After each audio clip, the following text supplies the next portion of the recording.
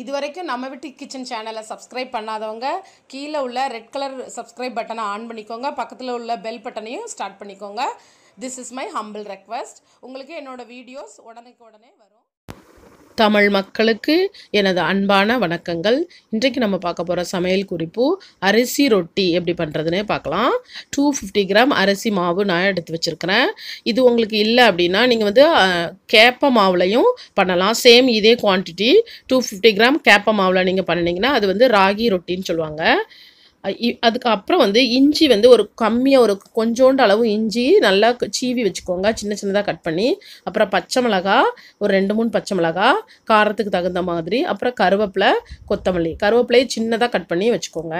அப்புறம் 1 ஸ்பூன் சீரகம் சேர்த்துக்கோங்க. நான் வந்து இந்த இன்க்ரீடியன்ஸில் சொல்ல மறந்துட்டேன்.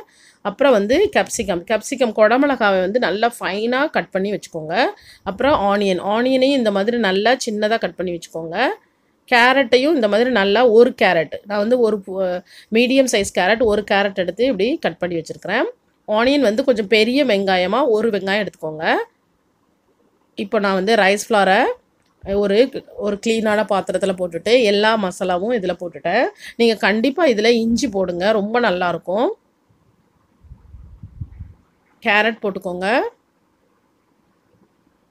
குழந்தைங்கள்லாம் கேரட் சாப்பிட்றத அவாய்ட் பண்ணுவாங்க. நீங்கள் இந்த மாதிரி பண்ணி கொடுத்தீங்கன்னா அவங்க ரொம்ப ஹாப்பியாக சாப்பிடுவாங்க.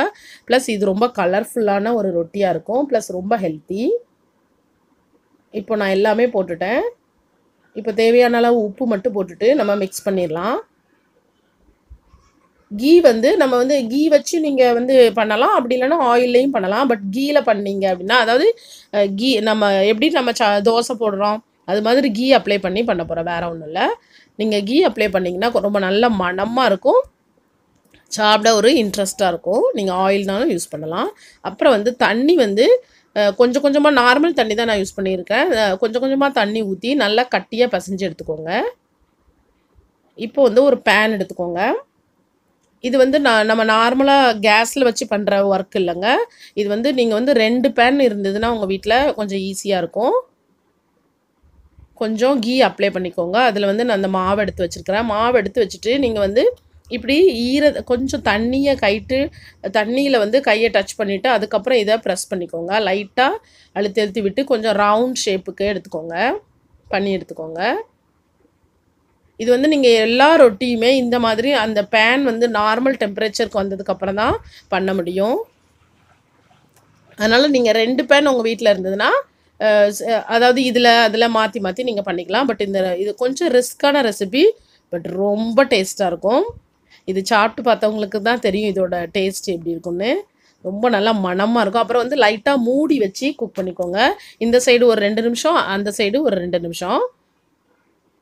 இப்போ வந்து இது ஒரு சைடு குக் ஆகிட்டு பாருங்கள் என்ன ஒரு அழகான கலர்ஃபுல்லாக வந்திருக்குன்னு. இது குழந்தைங்களுக்கு ரொம்ப பிடிக்கும். நீங்கள் வந்து கம்மியாக க்ரீன் சில்லியை வேணால் கொஞ்சம் அவாய்ட் பண்ணிக்கலாம் குழந்தைங்களுக்காக. அவங்க விளையாண்டுக்கிட்டே இந்த ரொட்டியே சாப்பிடுவாங்க, ரொம்ப டேஸ்ட்டாக இருக்கும். இது கூட வந்து நீங்கள் வந்து நம்ம லஸ்ஸி மாதிரி பண்ணி கொடுத்தீங்கன்னா, அதாவது தயிரில் கொஞ்சம் சீனி போட்டு கொடுத்தீங்கன்னா அதை டிப் பண்ணி சாப்பிட்டா அவ்வளோ ஒரு யம்மியாக இருக்கும். அல்லது வெறும் தயிரும் கொடுக்கலாம், அப்படி இல்லைன்னா கெச்சப் கூட கொடுக்கலாம். இப்போ இந்த சைடும் குக் ஆகிட்டு லைட்டாக கீ அப்ளை பண்ணிக்கோங்க.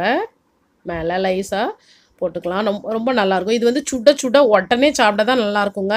லேட் பண்ணிங்கன்னா அவ்வளோவா நல்லா இருக்காது. இது வந்து ரெடி ஆன உடனேயே நம்ம சாப்பிட்றணும். இது ஒரு ஹெல்த்தியான ஒரு பிரேக்ஃபாஸ்ட். இப்பொழுது சுவையான அரிசி ரொட்டி ரெடி ஆகிட்டு, சேம் மெத்தட் வந்து நீங்கள் வந்து கேப்ப மாவு யூஸ் பண்ணி ராகி ரொட்டி பண்ணிக்கலாம்.